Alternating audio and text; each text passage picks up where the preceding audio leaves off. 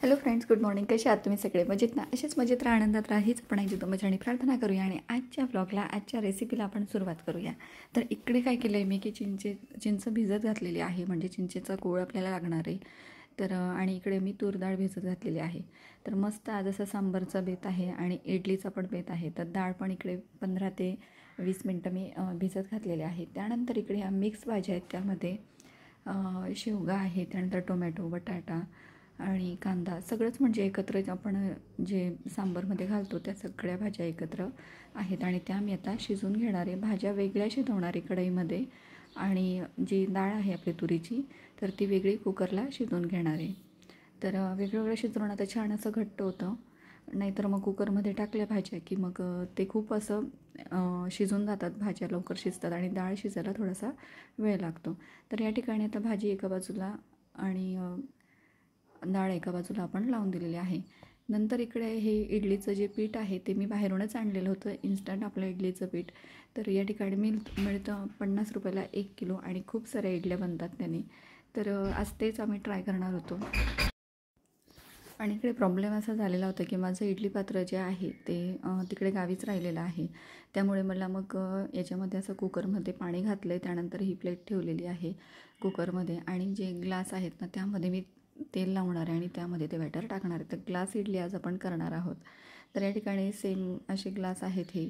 तर त्याला आतून मस्त व्यवस्थित तेल लावून घ्यायचं सगळ्या बाजूने आणि अर्धा ग्लास आपल्याला त्यामध्ये टाकून द्यायचं आहे बॅटर आणि खूप छान होते. तर इकडे आता थोडं थोडं तेल लावून घेते मी व्यवस्थित.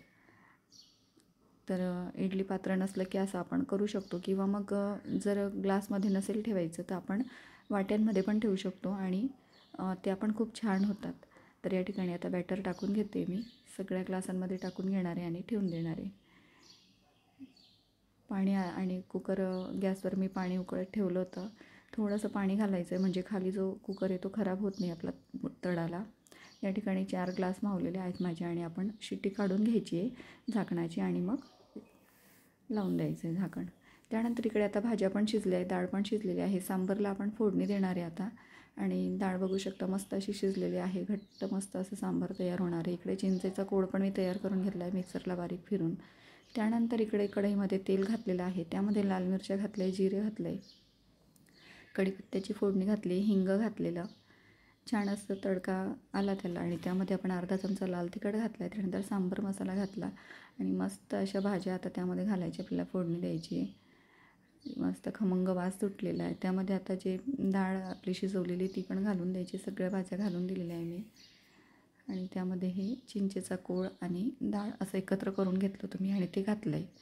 छान आता त्यामध्ये चवीनुसार मीठ घालायचं आपल्याला आणि मस्त उकळी येऊ द्यायची आहे 5 ते 7 मिनटं आणि आपलं सांबर मस्त रेडी होणार आहे. तर या ठिकाणी बघू शकता आता मस्त उकळी येते त्याला आणि सांबर आपलं रेडी होणार आहे. त्यानंतर इकडे आता लाडूबाईला इडली नव्हती खायची तर डोसा खायचा आहे म्हणे, तर बघूया म्हटलं डोसा पण करून देतात. ते त्याच बॅटरने आपण इडली, डोसा, आप्पे सगळं करू शकतो. इकडे आता इडली शिजली आहे की नाही बघूया म्हटलं तर आपली झालेली आहे. आता गार झाल्यावर आपण कट करून घेणार आहे, काढून घेणार आहे बाहेर ग्लासातनं. तर इकडे आता काढून घेते मी आणि बघू शकता मस्त टम्म फुगलेली आहे आणि आपण कट करून घेणार आहे राऊंड शेपमध्ये. मस्त ही ग्लास इडली तुम्हाला कशी वाटते नक्की मला कमेंट्समध्ये सांगत जा. आणि या ठिकाणी आता बघा रेडी झालेली आहे सांबर आणि इडली. तर मस्त सॉफ्ट अशी झालेली आहे. इडली पात्र नसलं तरी पण आपण झटकीपट असं करू शकतो. आणि इकडे आता डोसा पण खायचा होता लाडूबाईला, तर बघा डोसा पण करून दाखवते तुम्हाला. तर खूप छान होतो. या ठिकाणी बॅटर आपण त्याच्याने आप्पे पण करू शकतो आणि डोसाही करू शकतो.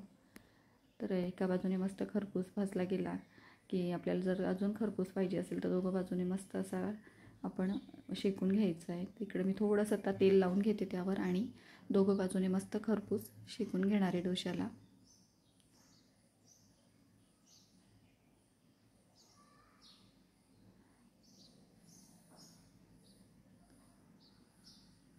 तर इकडे आता आपला डोसा पण रेडी झालेला आहे. इकडे खोबऱ्याची हिरवी चटणी, त्यानंतर सांबर, असं मस्त असा बेताचा. त्यानंतर आता टिफिन पण आपला रेडी झालेला होता. त्यांना हे झालं नाश्त्याचं आणि टिफिनमध्ये मटकीची उसळ होती आणि पोळी होती. असा आजचा काही टिफिन होता. त्यानंतर दुपारून आता फंक्शन आहे तर आम्ही गेलो ताईकडे आणि तिकडे लाडूबाईला मेहंदी वगैरे काढायची होती, ते चाललेलं होतं. इकडे जावई आणि मुलगी बसलेले होते. ही आमची ब्राईड आहे आणि तिची मेहंदी काढणं चाललेलं होतं.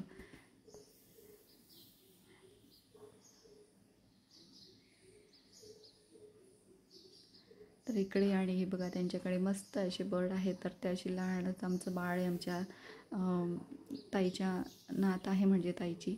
तर ती त्याच्याशी मस्त अशी खेळत होती. खूप छान आजचा दिवस गेलेला होता फ्रेंड्स.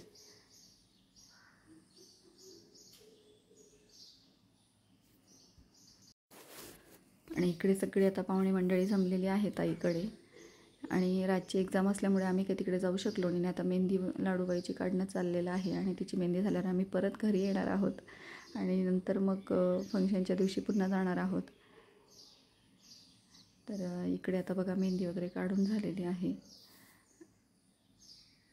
आणि आता घरी निघणार आहोत. आणि असेच ब्लॉग बघत राहत जा आणि रेसिपी आणि ब्लॉग कसा वाटला मला नक्की कमेंट्समध्ये सांगायचा फ्रेंड्स. भेटूया पुढच्या व्हिडिओ, तोपर्यंत बाय.